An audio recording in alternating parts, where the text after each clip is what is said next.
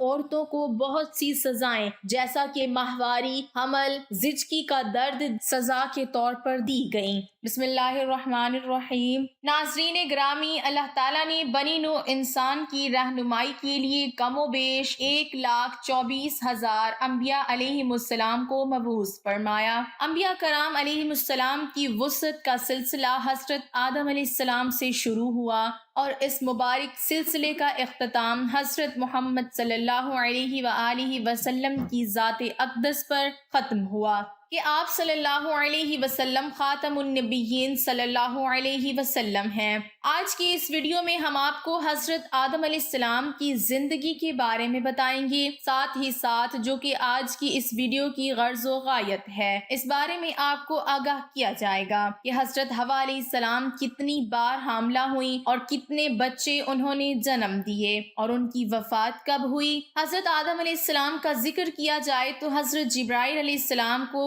وہ حکم دینا بھی آپ کو یاد ہوگا کہ اللہ تعالیٰ نے حضرت جبرائیل علیہ السلام کو حکم دیا کہ کرۂ ارض سے مٹی لے کر آؤ۔ حضرت ابو موسیٰ رضی اللہ تعالیٰ عنہ اس بارے میں فرماتے ہیں کہ نبی کریم صلی اللہ علیہ وسلم نے ارشاد فرمایا، اللہ تعالیٰ نے حضرت آدم علیہ السلام کو ایک مٹھی خاک سے پیدا فرمایا۔ یہ مٹی تمام روئے زمین سے حاصل کی گئی تھی۔ یہی وجہ ہے کہ حضرت آدم علیہ السلام کی نسل میں مختلف رنگ و زبان کے لوگ پائے جاتے ہیں۔ حضرت ابو ہریرہ رضی اللہ تعالی عنہ سے روایت ہے کہ حضور اکرم صلی اللہ علیہ وآلہ وسلم نے فرمایا کہ جب اللہ نے آدم کو پیدا فرمایا اور ان میں روح پھونکی تو ان کو چھینک آئی، جس پر انہوں نے الحمدللہ کہا۔ یوں سب سے پہلے ان کے منہ سے اللہ کی حمد نکلی، پھر اللہ نے یرحمک اللہ فرمایا۔ اللہ تعالیٰ نے حضرت آدم علیہ السلام کو 4 عظیم شرف اور مرتبے عطا فرمائے۔ نمبر 1 اپنے ہاتھ سے پیدا فرمایا، نمبر 2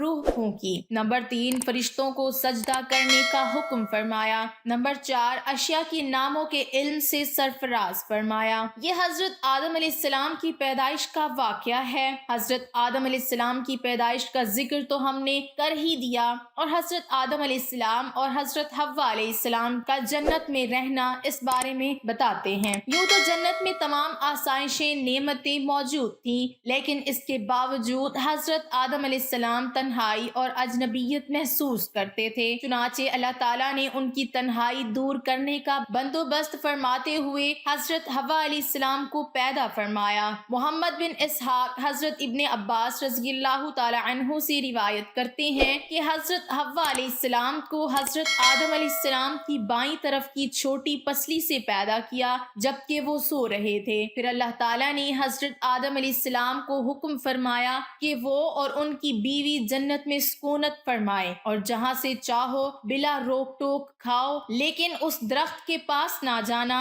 ورنہ ظالموں میں سے ہو جاؤ گے۔ حضرت آدم علیہ السلام اور حضرت حوا علیہ السلام بڑے آرام و سکون سے جنت میں رہنے لگے۔ روایت میں ہے کہ حضرت آدم علیہ السلام 100 سال جنت میں رہے۔ اس عرصے میں دونوں پر جنت کے کسی بھی حصے میں جانے پر پابندی نہ تھی سوائے شجر ممنوعہ کے۔ شیطان اب ان دونوں کا کھلا دشمن تھا اور اپنی سزا کا بدلہ لینے کے لیے بے قرار بھی تھا۔ اس کی شدید خواہش تھی کہ اللہ کے حکم کی خلاف ورزی کریں۔ پھر شیطان نے ان دونوں کے دلوں میں وسوسہ ڈالا تاکہ ان کی شرمگاہیں جو ایک دوسرے سے پوشیدہ تھیں بے پردہ ہو جائیں۔ انہوں نے کہا کہ تمہارے رب نے تم دونوں کو اس درخت سے اس لیے منع فرمایا کہ کہیں یہ پھل کھا کر تم دونوں فرشتے نہ ہو جاؤ یا کہیں ہمیشہ زندہ رہنے والوں میں سے ہو جاؤ۔ شیطان کی ان باتوں نے حضرت حوا علیہ السلام کو سوچنے پر مجبور کر دیا اور پھر شیطان کی مسلسل اور تواتر کے ساتھ سازشیں رنگ لائیں اور اس نے حضرت حوا علیہ السلام کو پھل کھانے پر راضی کر لیا۔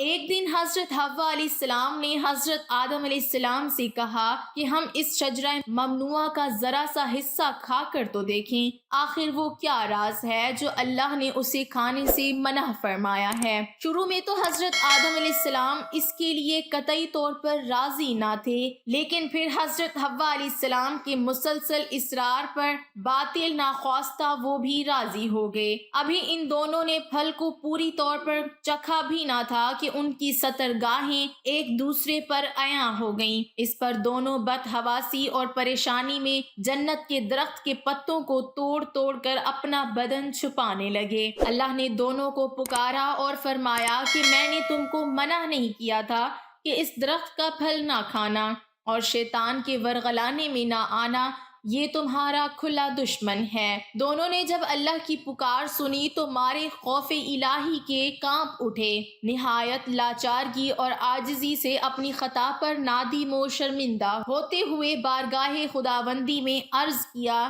کہ اے ہمارے رب، ہم دونوں سے بہت بڑی غلطی ہو گئی ہے۔ اب اگر آپ نے ہم پر رحم و کرم نہ کیا اور معاف نہ فرمایا تو ہم تباہ و برباد ہو جائیں گے۔ حق تعالیٰ نے فرمایا کہ اب تم دونوں ایک خاص مدت تک زمین پر ہی رہو گے جہاں تم ایک دوسرے کے دشمن ہوں گے، اور وہاں ہی مرنا ہے اور اسی میں سے پھر پیدا ہونا ہے۔ چنانچہ دونوں کو زمین کی طرف روانہ کر دیا گیا۔ روایت میں ہے کہ حضرت آدم علیہ السلام کو ہند میں اور حضرت حوا علیہ السلام کو جدہ میں اور ابلیس کو بصرہ سے چند میل کے فاصلے پر اتارا گیا۔ حضرت سخی رحمۃ اللہ علیہ فرماتے ہیں کہ جب حضرت آدم علیہ السلام جنت سے ہند میں اترے تو ان کے پاس حجر اسود تھا اور جنت کے درختوں کے پتوں کی ایک مٹھی بھی تھی۔ پھر حضرت آدم علیہ السلام نے ان پتوں کو زمین پر پھیلا دیا اور یہ خوشبودار درخت ان پتوں ہی کی پیداوار ہیں۔ حضرت ابن عباس رضی اللہ تعالی عنہ سے مروی ہے کہ حضرت جبرائیل امین علیہ السلام حضرت آدم علیہ السلام کے پاس آئے اور گندم کے 7 دانے ساتھ لائے۔ حضرت آدم علیہ السلام نے پوچھا یہ کیا ہے؟ عرض کیا یہ اس درخت کا پھل ہے جس سے آپ کو روکا گیا تھا لیکن آپ نے تناول کر لیا تھا۔ عرض کیا ان کو زمین میں بو دیجئے۔ حضرت آدم علیہ السلام نے بو دیا اور وہ دانے وزن میں ان دنیا کے دانوں سے 1,00,000 درجے زیادہ تھے۔ وہ دانے اگے، حضرت آدم علیہ السلام نے فصل کاٹی، پھر دانوں کو بھوسے سے جدا کیا، پھر صفائی کی، اسے پیس کر آٹا گوندھا اور روٹی پکائی۔ اس طرح محنت و مشقت کے بعد اسے کھایا۔ اب در حقیقت جو سوال تھا اس سوال کی طرف آتے ہیں کہ حضرت حوا علیہ السلام کتنی بار حاملہ ہوئی اور کتنے بچوں کو انہوں نے جنم دیا۔ حضرت آدم علیہ السلام اور حضرت حوا علیہ السلام جنت میں ناز و نعمت میں تھے، لیکن ابلیس جو کہ سانپ کے منہ سے بولتا تھا، اس نے مور کی مدد سے انہیں دھوکہ دیا اور ممنوع پھل کو پہلے حضرت حوا علیہ السلام اور اس کے بعد حضرت آدم علیہ السلام نے کھایا۔ روایت میں ہے کہ جب تک آدم کا عقل سالم تھا اس نے یہ ممنوع پھل نہیں کھایا۔ اس کے بعد حضرت حوا علیہ السلام نے آدم کو شراب پلائی اور پھر اسے اس درخت کے پاس لے گئی اور اسے ممنوع پھل کھانے کے لیے کہا۔ حضرت آدم علیہ السلام اور حضرت حوا علیہ السلام امر الہی کی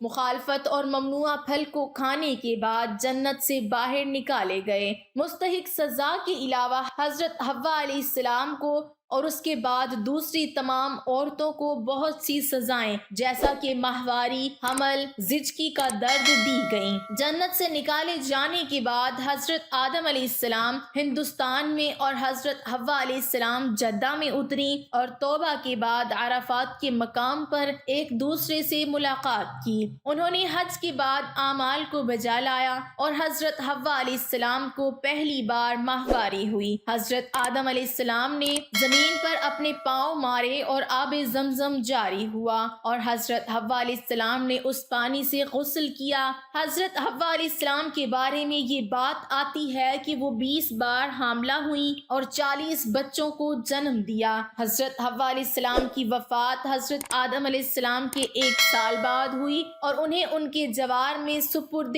خاک کیا گیا۔ حضرت حوا علیہ السلام جدہ پر اتریں اور وہیں پر مدفن ہوئیں۔ ناظرین، ہم امید کرتے ہیں کہ ہماری آج کی یہ ویڈیو آپ کو ضرور پسند آئی ہوگی، اور اگر آپ کو یہ ویڈیو پسند آئی ہے تو پلیز لائک کریں اور شیئر کریں، اور اگر آپ ہمارے چینل پر نئے ہیں اور ابھی تک آپ نے ہمارے چینل کو سبسکرائب نہیں کیا تو پلیز ہمارے چینل کو سبسکرائب کریں اور ساتھ ہی لگے بیل کے بٹن کو بھی دبائیں تاکہ آئندہ آنے والی ہر ویڈیو کا نوٹیفیکیشن آپ کو بر وقت ملتا رہے۔ اللہ تعالی ہم سب کا حامی و ناصر ہو، آمین ثم آمین۔